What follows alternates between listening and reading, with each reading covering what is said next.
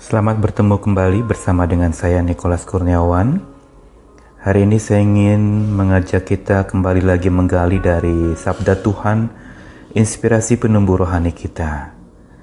Saya ingin mengajak kita merenungkan satu tema tetap bergaul walau bergumul. Kita mau belajar dari kisah Henokh yang bergaul karib dengan Allah sehingga mengalami hal ajaib dari Allah. Dengan satu kutipan yang ingin kita renungkan bersama, hidup bergaul karib dengan Allah berarti hidup selalu menyenangkan hati Allah, sekalipun hidup sedang tidak menyenangkan dan banyak masalah. Hari-hari ini kita memang sedang dihadapkan kepada banyak pergumulan demi pergumulan hidup. Tetapi bukan saja hari-hari ini, sesungguhnya pergumulan hidup itu merupakan bagian dari kehidupan. Karena tanpa pergumulan sebenarnya kehidupan kita tidak akan menjadi makin dewasa. Oleh pergumulanlah kita menjadi makin kuat, dan justru dalam masa pergumulan itulah kita sedang diuji untuk tetap bergaul atau tidakkah kita dengan Tuhan kita. Ujian ini adalah ujian yang memang tidak mudah. Kondisi sedang tidak menyenangkan dan banyak masalah. Tapi disinilah kita harus tetap belajar menyenangkan hati Allah dan menyerahkannya kepada Tuhan kita. Henokh adalah seorang yang diberi gelar seseorang yang bergaul karib dengan Allah, atau dalam versi terjemahan lain, Enoch is the man who walked with God. Seorang yang berjalan bersama dengan Allah. Ayat yang akan kita renungkan dari Kejadian 5 ayat 21 sampai 24. Setelah Henokh hidup 65 tahun, ia memperanakan Metusalah. Dan Henokh hidup bergaul dengan Allah selama 300 tahun lagi. Setelah ia memperanakan Metusalah, ia memperanakan anak laki-laki dan perempuan. Jadi Henokh mencapai usia 365 tahun. Dan Henokh hidup bergaul dengan Allah. Lalu ia tidak ada lagi sebab ia telah diangkat oleh Allah.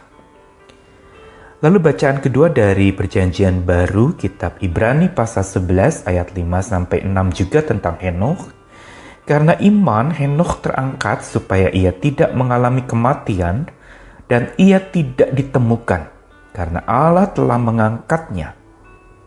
Sebab sebelum ia terangkat, ia memperoleh kesaksian bahwa ia berkenan kepada Allah. Dalam versi bahasa lain dari Alkitab, who pleased God. Berkenan kepada Allah diterjemahkan yang menyenangkan Allah. Ayat yang ke-6, tetapi tanpa iman tidak mungkin orang berkenan kepada Allah. Kembali digunakan terjemahan lain, please God. Sebab barang siapa berpaling kepada Allah, ia harus percaya bahwa Allah ada dan bahwa Allah memberi upah kepada orang-orang yang sungguh-sungguh mencari Dia. Lalu tulisan lain tentang Henokh di dalam Perjanjian Baru juga dalam kitab Yudas ayat yang ke-14 sampai 15 dikatakan juga tentang mereka. Henokh keturunan ketujuh dari Adam telah bernubuat. Katanya, sesungguhnya Tuhan datang dengan beribu-ribu orang kudusnya, hendak menghakimi semua orang, dan menjatuhkan hukuman atas orang-orang fasik, karena semua perbuatan fasik yang mereka lakukan, dan karena semua kata-kata nista yang diucapkan orang-orang berdosa yang fasik itu terhadap Tuhan. Henokh adalah keturunan ketujuh dari Adam. Kalau kita memahami sejak dari Adam, lalu kemudian ada dua anak Adam. Yang pertama adalah Kain dan Habel. Lalu Habel meninggal dibunuh oleh saudaranya Kain. Dan lalu disediakan pengganti bernama Seth. Dari Seth itu lalu lahir Enos, lalu ada Kenan, ada Mahalalel, lalu Yerit, dan Henokh. Lalu Henokh mempunyai anak Metusalah lalu Lamekh, dan akhirnya Nuh. Ini adalah nama-nama tokoh-tokoh awal sebelum bencana air bah yang menimpa dunia dibinasakan pada waktu itu. Dan kalau kita lihat, hubungan yang terdekat dengan Henokh itu adalah ayahnya Yered dan anaknya Metusalah. Yered menamai anaknya Henokh yang berarti dedikasi. Hanokh berarti mempersembahkan, berasal dari kata hanak yang berarti mengajarkan atau mengilhamkan. Dalam Yudas, pasal 1 ayat 14-15 yang tadi saya bacakan, Henokh hidup sesuai dengan nama yang diberikan Yered, yaitu Henokh bernubuat dengan maksud mengajarkan dan mengilhamkan orang agar bertobat dan kembali ke jalan yang benar. Jadi Henokh juga memberitakan berita tentang penghukuman buat dunia pada waktu itu yang lalu digenapi lewat peristiwa air bah, di mana hukuman Tuhan dicurahkan kepada orang-orang yang tidak takut akan Tuhan, yang tidak mau bertobat, yang keras hati, dan tadi dicatatkan dalam surat Yudas. Lalu lewat nama anaknya, Henokh pun bernubuat bahwa nama Metusalah, nama ini mengandung makna yang sesungguhnya berkaitan dengan nubuat yang kemudian terjadi. Yang pertama, arti Metusalah adalah pelempar lembing. Lembing itu semacam satu senjata yang dilemparkan dan harus jauh dilempar seperti nubuat yang diberitakan jauh sebelum kejadian itu. Dan kata Metusalah juga, nama anak Henokh ini, ketika dia mati akan ada penghakiman. Atau ketika dia mati, dunia berakhir. Dan inilah yang benar-benar terjadi, yaitu waktu Metusalah lahir, Henokh menerima wahyu tentang kehancuran dunia. Allah menyatakan kepadanya bahwa air bah akan datang setelah kematian anak laki-lakinya. Dan hal ini tergenapi sesuai dengan nama Metusalah, yang artinya ketika dia mati maka dunia binasa. Metusalah mati di usia 969 pada tahun yang sama dengan peristiwa air bah. Ini sungguh mengejutkan. Apa yang kita pelajari dari kisah Henokh ini? Yered, Henokh, dan Metusalah. Kita lihat bagaimana Henokh, seorang yang disebut bergaul karib dengan Allah, justru masa depan disingkapkan bagi mereka yang bergaul karib dengan sang pemegang masa depan, yaitu Allah. Dan untuk orang yang berjalan dan bergaul karib dengan sang pemegang masa depan, yaitu Allah, maka baginya akan disiapkan untuk menghadapi masa depan itu. Dan ini yang dialami oleh Henokh. Dia disiapkan, mula-mula disingkapkan, lalu dia pun disiapkan untuk memberitakan itu kepada banyak orang sehingga orang berjaga-jaga, termasuk akhirnya Nuh, keturunan Henokh sendiri, yang kemudian dipakai Tuhan untuk mengantisipasi peristiwa akhir zaman pada waktu itu ketika air bah datang menghukum dunia ini, membinasakan dunia ini. Pelajaran dari pergaulan karib Henokh ini yang sebenarnya perlu kita pegang, bahwa penyingkapan masa depan itu tidak kepada semua orang. Hanya kepada orang-orang yang memang dekat dengan Tuhan. Begitu pula penyiapan diri menghadapi masa depan juga itu bagi orang yang bergaul karib dengan Tuhan. Sekarang apa artinya bergaul karib dengan Allah? Apa artinya hidup bergaul dengan Allah yang dicatatkan dalam Alkitab untuk Henokh? Kata dalam bahasa Ibrani, bergaul dengan Allah itu bukan berarti bercakap-cakap, berbicara, atau ungkapkan isi hati semata. Bukan itu arti kata hidup bergaul dengan Allah yang dikenakan kepada Henokh. Tapi digunakan kata halak dalam bahasa Ibrani yang artinya berjalan memindahkan diri dari maut kepada hidup. Yang berarti berjalan yang membutuhkan peralihan dari hidup yang penuh dengan kematian atau kebinasaan kepada hidup yang menghidupkan atau hidup yang tidak pernah akan binasa. Ini arti halak atau bergaul dengan Allah. Berarti sebuah perjalanan proses yang memang tidak mudah untuk beralih dari maut kepada hidup itu. Dan kata halak ini juga digunakan di dalam Ulangan pasal 30 ayat 15 sampai 16. Di situ dikatakan, lihatlah aku telah menetapkan di hadapanmu pada hari ini kehidupan dan kebahagiaan, kematian dan kesusahan. Hari ini aku memerintahkan kepadamu untuk mengasihi Tuhan Allahmu, untuk berjalan di jalannya. Ini digunakan kata halak. Dan menaati setiap perintah, hukum, dan ketetapannya, sehingga kamu hidup dan bertambah banyak dan diberkati Tuhan Allahmu di negeri yang kamu masuki dan miliki.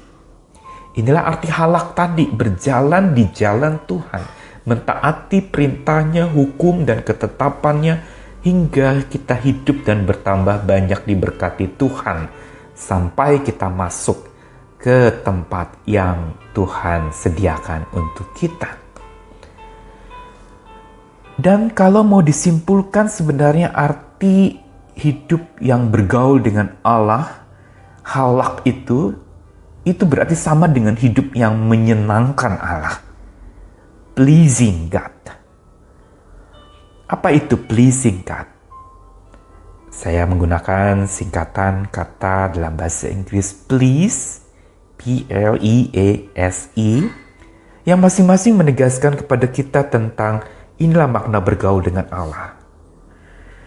Bergaul di tengah-tengah pergumulan memang tidak mudah, tetapi ini yang menyebabkan kita bisa melewati pergumulan, yaitu menyenangkan Allah.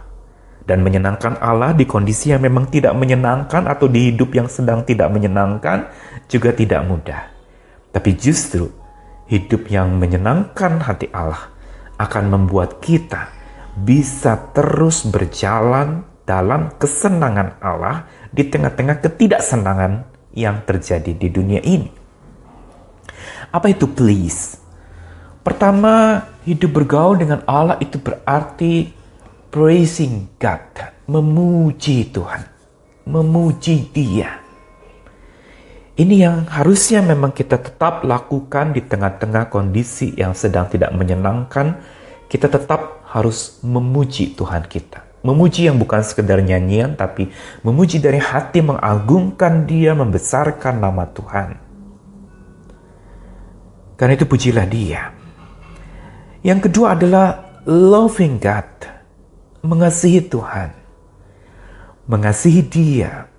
Ujian kita terbesar pada saat penuh pergumulan adalah mengasihi. Ketika kita sedang butuh dikasihi, kita menjadi defisit untuk mengasihi, kita menjadi kurang untuk mengasihi. Tapi Tuhan justru menguji kita dalam kondisi-kondisi yang penuh kebencian, kondisi yang penuh ketidaksenangan ini, kita diminta untuk tetap punya kasih yang kita bagikan. Lalu yang ketiga adalah mengalami Tuhan, experiencing God. Mengalami Tuhan, inilah sebenarnya yang dialami juga oleh Henokh. Dia bukan sekedar berjalan mendengarkan suara Tuhan berbincang-bincang, tapi dia benar-benar mengalami Tuhan bersama dengan dia. Bahkan kita lihat sampai ujung hidupnya, Henokh itu diangkat ke surga. Dia tidak mengalami kematian seperti manusia biasa karena pengalamannya dengan Tuhan itu begitu dalam, begitu kuat, sehingga tidak ada waktu buat dia untuk lalu kemudian tersesat atau mungkin mengumpat atau penuh dengan berbagai macam keberatan hidup, tetapi dia sungguh-sungguh mengalami Tuhan sampai akhir hidupnya pun dia mengalami. Begitu juga saat ini ketika pengalaman hidup kita sedang berantakan, penuh dengan pengalaman-pengalaman buruk, mari kita tetap alami Tuhan yang selalu tersedia buat kita dan bersedia menolong kita. Kita boleh punya pengalaman yang buruk, tetapi alamilah Tuhan di tengah-tengah pengalaman yang burukmu. Di situ engkau akan menemukan kelegaan dan hikmat atas segala pengalaman buruk yang engkau hadapi dan alami. Setelah mengalami Tuhan, kita juga menyediakan diri bagi Tuhan, available for God. Menyediakan diri buat Tuhan berarti kita benar-benar menyodorkan diri kita, menyajikan diri kita menjadi pemberita-pemberita, menjadi hambanya untuk tetap memberitakan Tuhan di tengah-tengah kondisi yang penuh derita ini. Berita tentang Tuhan itu penting untuk kita selalu bagikan. Sediakanlah dirimu untuk tetap bersaksi di tengah-tengah kondisi-kondisi yang penuh dengan berbagai macam kesulitan ini. Tetap jadi saksi Tuhan. Sediakan dirimu untuk Tuhan.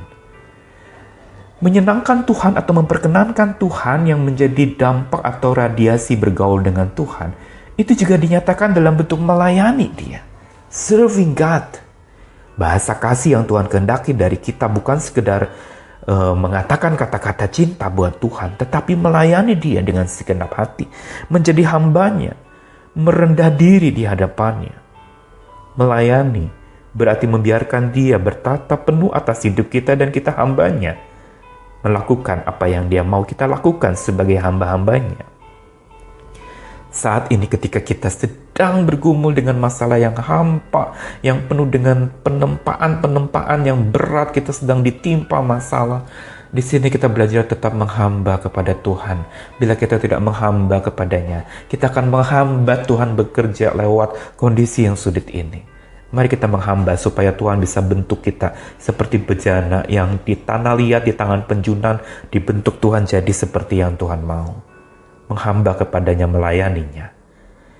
Dan hidup bergaul dengan Allah dinyatakan juga bukan saja melayani Tuhan, tetapi memberi diri diberdayakan oleh Tuhan. Dikuatkan. Ini yang perlu kita lakukan. Di masa penuh pergumulan, di masa yang sedang tidak menyenangkan ini, kita butuh daya yang dari Tuhan, dan satu-satu yang kita bisa andalkan hari ini bukan manusia, bukan dunia ini, bukan jalan keluar dari lembaga-lembaga di mana kita berada hari ini atau lembaga-lembaga buatan manusia. Tapi kita perlu diberdayakan oleh Tuhan. Pemberdayaannya itulah yang memberi kepada kita sebuah kekuatan. Mari kita belajar hidup bergaul dengan Allah seperti yang Henoh lakukan. Memuji Tuhannya, mengasihi senantiasa, mengalami Tuhan dalam kondisi yang sulit ini, menyediakan diri baginya, melayani Tuhan, dan diberdayakan olehnya. Dengan hidup yang menyenangkan hati Allah, kondisi yang tidak menyenangkan saat ini tidak akan menjadi masalah buat kita. Karena kita tetap memandang kepada Tuhan, kita tetap bergaul dengannya, walaupun kita bergumul dengan kehidupan kita. Hidup bergaul karib dengan Allah berarti hidup selalu menyenangkan hati Allah, sekalipun hidup sedang tidak menyenangkan dan banyak masalah. Selamat bergaul lagi dengan Tuhan. Di tengah pergumulan, teruslah bergaul dengannya. Di tengah kondisi yang tidak menyenangkan, tetaplah hidup menyenangkannya. Selamat berjalan lagi bersama dengan Tuhan. Kasih-Nya menyertai kita sekalian. Amin.